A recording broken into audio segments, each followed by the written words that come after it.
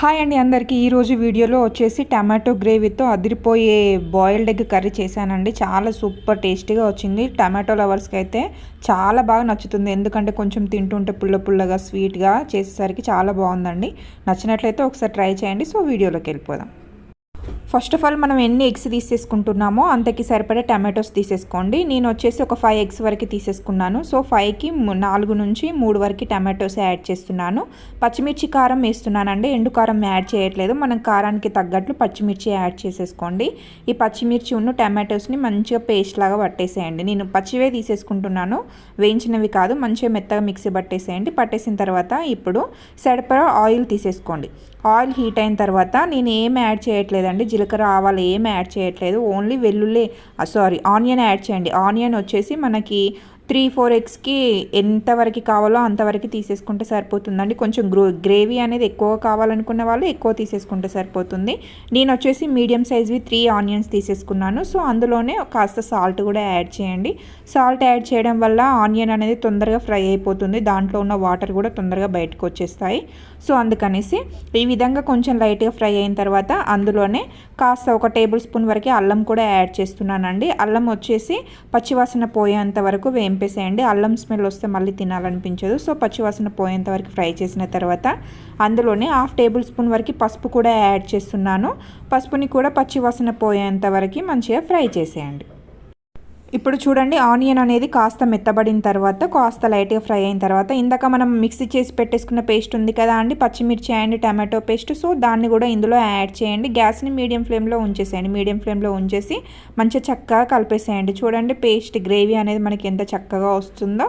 So కొంచెం మనం ఇప్పుడే యాడ్ చేసాం కాబట్టి పచ్చివాసన వస్తుంది. సో పచ్చివాసన వస్తుంది కదా, కర్రీ మొత్తం అలానే ఉంటుందనేసి మళ్ళీ అలా కంగారు పడకండి. సో ఈ విధంగా ఎంత మనం ఆయిల్లో ఫ్రై చేసుకుంటే అంత టేస్టీగా వస్తుందండి. ఎందుకంటే పచ్చి టమాటో పచ్చిమిర్చి కదా. సో అందుకనేసి మ్యాక్సిమం ఎక్కువ ఫ్రై చేయడానికి ట్రై చేయండి. అడుగు మాడుతుంది అనుకోండి, గ్యాస్ని సిమ్లో ఉంచేసేయండి. సిమ్లో ఉంచేసి మంచిగా చక్కగా ఫ్రై చేస్తూ ఉండండి. చూడండి, కలర్ అనేది మంచిగా ఆ టమాటో కలర్ అనేది మెరూన్ కలర్ వచ్చేంత వరకు ఫ్రై చేసుకుంటే సరిపోతుంది. చూడండి, ఫస్ట్ వేసిన దానికి ఇప్పుడు వేసిన దానికి కలర్ అనేది చేంజ్ అయిందా లేదా. సో ఇప్పుడు ఈ విధంగా కాస్త లైట్గా ఫ్రై అయిన తర్వాత అందులోనే టేస్ట్కి సరిపడా సాల్ట్, అలానే 1 టేబుల్ స్పూన్ వరకు హోల్ మిక్స్డ్ ధనియా పౌడర్ యాడ్ చేస్తున్నానండి. హోల్ మిక్స్డ్ ధనియా పౌడర్ యాడ్ చేసిన తర్వాత ఒక్కసారి టోటల్ కలిసేలాగా గ్యాస్ని సిమ్లో ఉంచేసి మంచిగా చక్కగా కలిపేసేసుకోండి. మనం కలుపుతూ ఉండండి, అడుగు మాడకుండా ఉంటుంది. సో కలుపుతూ ఉన్నప్పుడు కూడా కలర్ అనేది చేంజ్ అవుతూ ఉంటుంది. సో చూడండి, ఈ విధంగా కలర్ అనేది ఏ విధంగా చేంజ్ అయింది, మంచిగా మెరూన్ కలర్కు కాస్త లైట్ మెరూన్ కలర్కి వచ్చిందా లేదా. సో ఈ విధంగా వచ్చిన తర్వాత ఇప్పుడు బాయిల్డ్ ఎగ్ యాడ్ చేయండి. బాయిల్డ్ ఎగ్ని ఈ విధంగా కాట్లు పెట్టేసేయండి. కాట్లు పెట్టేసేయడం వల్ల ఈ గ్రేవీ అనేది కొంచెం ఈ ఫ్లేవర్ అనేది ఆ ఎగ్స్లోకి వెళ్ళేసి తింటూ ఉంటే టేస్ట్ అనేది వస్తుంది. సో అందుకనేసి కాట్లు పెట్టమనేసి అంటాను నేను. కాట్లు పెట్టడం వల్ల తింటూ ఉంటే ఎగ్ అనేది కూడా టేస్టీగా ఉంటుంది. సో అందుకనేసి ఎన్ని ఎగ్స్ తీసేసుకున్నారో అన్ని ఎగ్స్ని ఈ విధంగా కాట్లు పెట్టేసి మంచిగా పెట్టేసేయండి.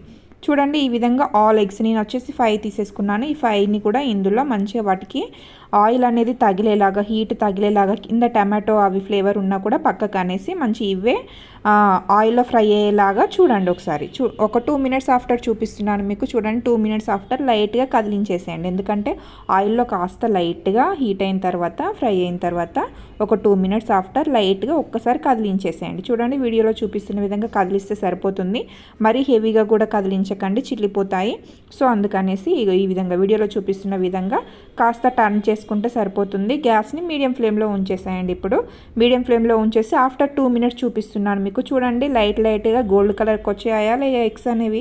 సో ఈ విధంగా లైట్గా ఫ్రై అయితే సరిపోతుందండి మనకి. మీకు ఇందులో నచ్చితే మీరు పుదీనా అయినా కొత్తిమీర అయినా యాడ్ చేసుకోవచ్చు అండి. ఓన్లీ నేను టమాటో ఫ్లేవర్ తోటే చేద్దామనేసి ట్రై చేశాను. ఈ విధంగా మిక్సీ పట్టిన టమాటో ఫ్లేవర్ కదా, పిల్లలు ఈ టమాటో పీస్లని వేరి పక్కన పెట్టడానికి కూడా వాళ్ళకి వీలు ఉండదండి. సో అందుకనేసి చక్కగా రైస్లో కలిపేసుకొని తింటారు. చూడండి ఎంత చక్కగా వచ్చిందో కర్రీ అనేది. చూడండి, కింద అడుగు కూడా మాడిపోలేదు. ఎగ్స్ అనేవి కూడా మంచి చక్కగా ఉండిపోయాయి. సో ఈ విధంగా ఒకసారి ట్రై చేయండి. నచ్చినట్లయితే వేడివేడి అన్నంలో చాలా సూపర్ టేస్టీగా ఉంటుంది. వీడియో కనుక నచ్చినట్లయితే ప్లీజ్ సబ్స్క్రైబ్ చేసుకోండి. Thank you for watching.